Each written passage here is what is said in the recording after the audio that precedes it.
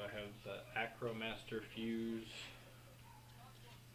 sanded and ready to monocoat. I know it's just an akromaster, but I think it came out pretty nice. I'm going to monocoat the fuse.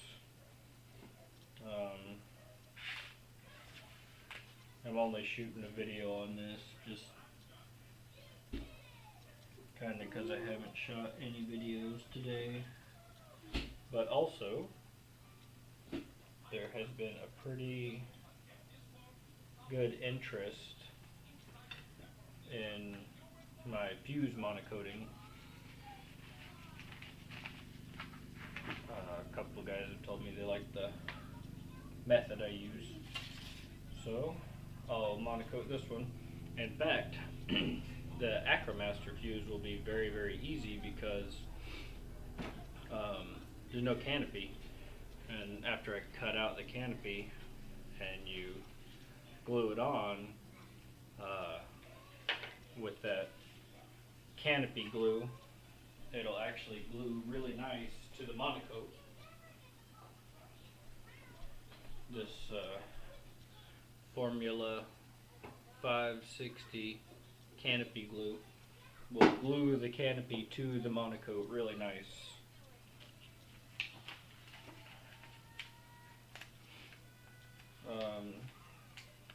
One thing I've always said, I don't know if you're new to using monocoat maybe and you're checking this out, one thing you need to do is when they roll these up from the factory, might be kind of hard to see, but if you can see it's kind of stepped in. Well, they're not rolled up really super straight, so your very first cut you might want to square off that cut to the roll. That way every cut you make after that will be straight. Just a lot easier. Okay.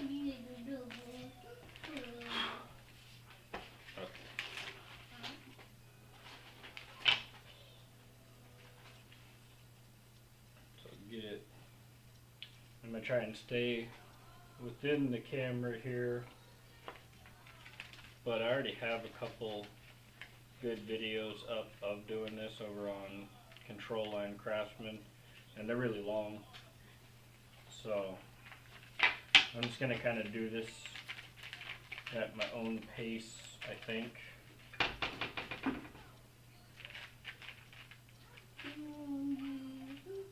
While still talking through it. I'm actually using Monokote, not Monokote, I think. I keep saying Monokote, but that's what I normally use. Anyway, I'm using Monokote, and I have no sock. I'm using a 21st century iron with a really nice temperature control and thermostat, you know. Oops, sorry. So I have it set at 275.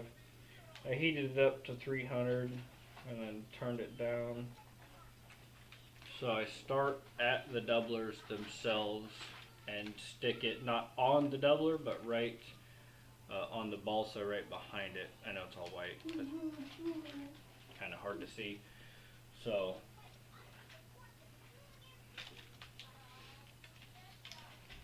I start at the doublers, I get one side down, I pull it tight across the wing saddle and cinch it down onto the balsa under that.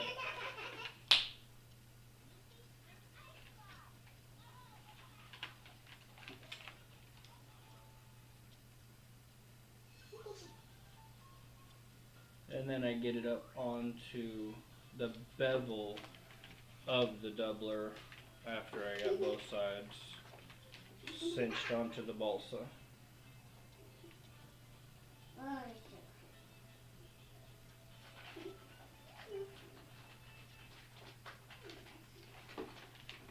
Okay, so it's going to look kind of wrinkly, but I don't really know how to show this because it's all white, so I'm sorry. Well, anyway, after I get that done, Then I just kind of ironed it on for the most part like I'm doing a tail surface.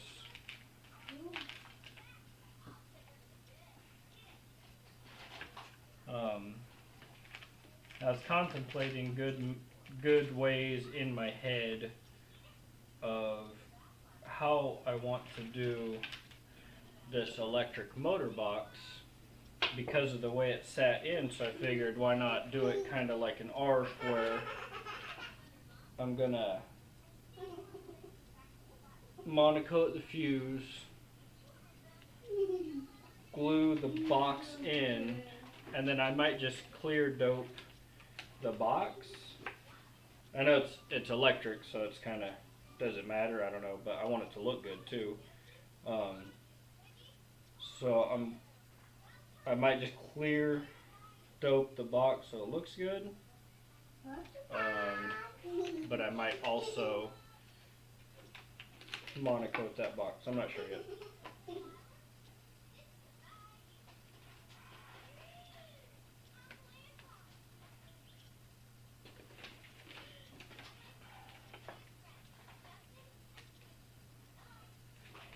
So I'm just working around.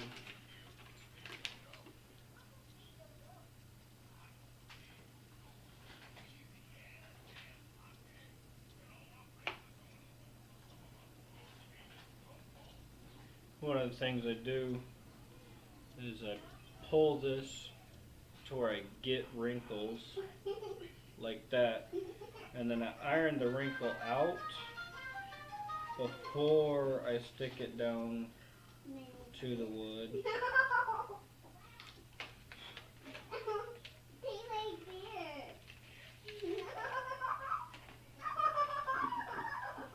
You know, that way you don't get the wrinkle on the wood, obviously. So, iron the wrinkle out of the monocoat, going around these curves, and then lay the monocoat down onto the wood. Probably just takes a little bit of practice. I don't know. That's how I do it, and my fuses come out pretty nice. In fact, I don't paint anything at all. I don't paint any of these profiles. I just monocoat every airplane I do. Always have. I certainly can't say I always will. I definitely want to paint a couple. Just haven't really had that opportunity this year, or last year, I guess.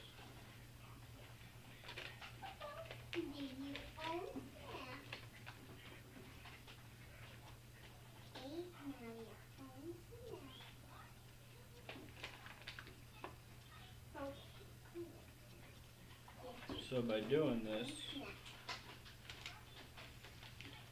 around like the spine and the bottom and stuff, we pull it tight, heat up the covering, and then put it onto the wood and actually adhere it to the wood. And you can see we get a really super smooth finish like that. Kind of taking my time here, messing with the camera and everything, but it's a really quick process.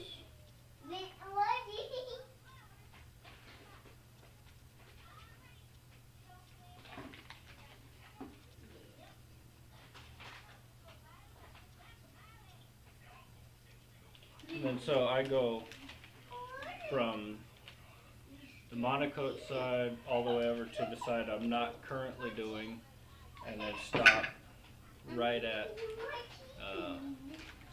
that roll, because that's where I'm going to cut it off. That way you don't get that seam.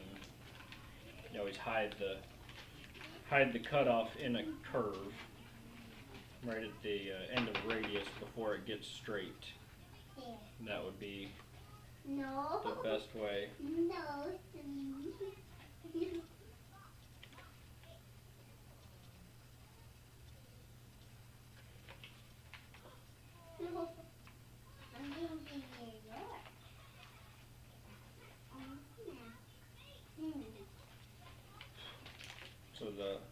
hardest part would be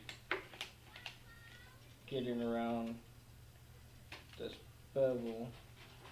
I'm having a hard time holding it in view of the camera at all, so I might not be able to get that in the camera. I usually kind of hold it between my legs and pull on it. You gotta pull on it pretty hard, actually, to get those wrinkles out of that corner. You gotta really give it to it. So I'm not really sure if I'm gonna be able to do that or not. I'll get the tail. So once I got all that in there, take from the tail, grab it, pull the tail tight, tack the tail down, because then the stretch will go out and away from the center of the fuse.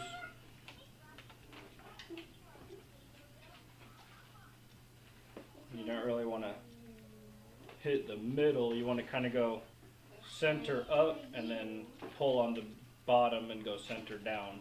Don't hit the Monokote if you are not actively pulling on it. That's the one thing that I would say is probably the only trick to doing any of it, is if you're not actively pulling on it, you're going to get a wrinkle.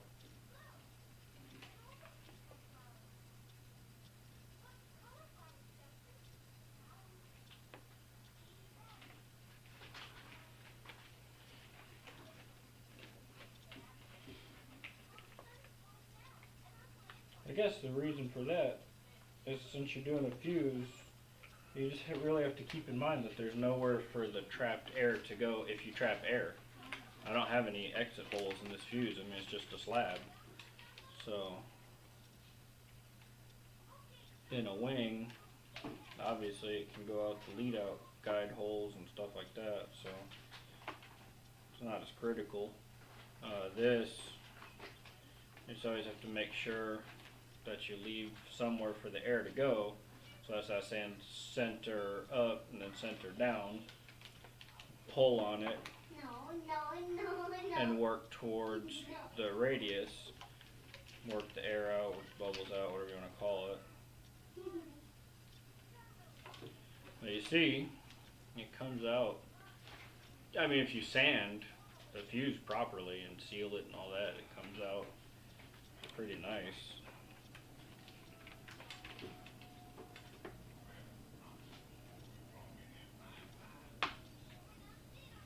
Monokote is just like a paint job. The more time you put into the prep work, the better it comes out.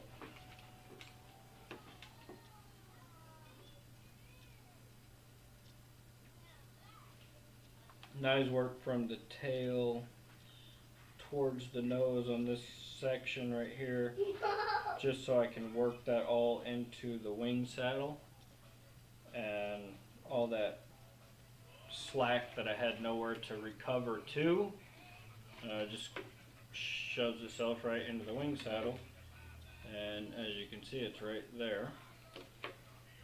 So, and then once you get all this in there, you can actually use the wing saddle as another area you can push up through it with your other finger to get wrinkles out that way as well.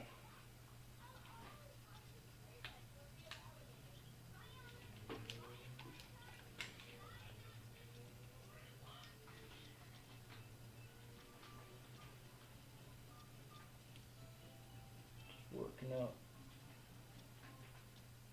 those wrinkles that I had right at the doubler, and like I said, I'm just really pulling it with my fingers here. I'm just pulling it hard.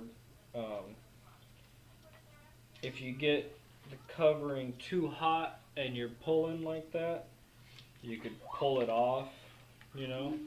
You can burn this stuff pretty easy. You see where it went around the doubler there? No wrinkles, so I did it pretty good. Oops, sorry. Then I just iron into the wing saddle. Don't press too hard, just leave it there longer. That pressed a little hard on the last one I did, thinking I could just get through it, and I beveled the, you know, like concaved it in on the balsa itself. Kind of looked dumb. With fillets, you won't know, but I don't like to intentionally mess something up, you know. I mean, that's it. That we're done with the one side. Just kind of, you know, stretch it around this nose and some trim work. Actually, let's do that nose real quick. Okay, this is going to be really bizarre because I don't have another hand, so I gotta hold it here. How I do this though is I pull this really tight, iron these wrinkles out first, and then work it into laying it onto the fuse so that I go around that corner. So I shrink the covering. It's not really shrinking, I'm stretching it, but I'm ironing the wrinkles out too, and then I lay it down. So I don't try, like right here, if you just tried to put the iron on this and push it down, you would crease this up really bad. So what you do is you pull it and create those wrinkles. You stretch them out or shrink them out, iron them out, however you want to call it, and then you pull it down onto the covering, onto the fuse. And you work it around, and then you get those really super nice corners like that. And then this is all actually just in that box mount area, so we're just going to cut that off. That's it. One thing I do, just because I like the way it looks, on a lot of these, I won't really round the doublers as much as I did on this one. I really just did this one because Dennis Admison did it. I like the way his Pathfinder looked. A lot of times I'll leave these relatively square, and I'll monocote around that super sharp square. Just for practice, just to see if I could do it. I don't know. I think it looks cool sometimes. Not on everything. On my triplane, it's really cartoony, so I left them really square. I thought that looked kind of cool.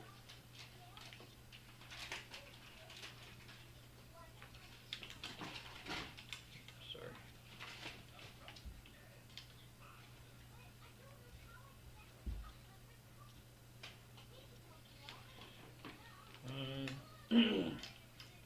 So anyway, yeah, that's it.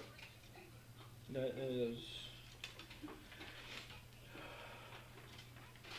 one super smooth fuselage, and then I'll cut out the excess and do the other side. It'll actually go a little bit faster than this. With the other side, it's definitely a little more critical to use that pull and stretch method as opposed to trying to just iron it on, because monocote on monocote sticks really strong. So if you were to, on wood, you could kind of heat it back up and pull it off and get some wrinkle out and then put it back down. Well, if it's on monocote, it ain't going to happen. You're going to end up ripping it. So the other side is a little faster. It's just more critical on your iron placement. So anyway, thanks for watching.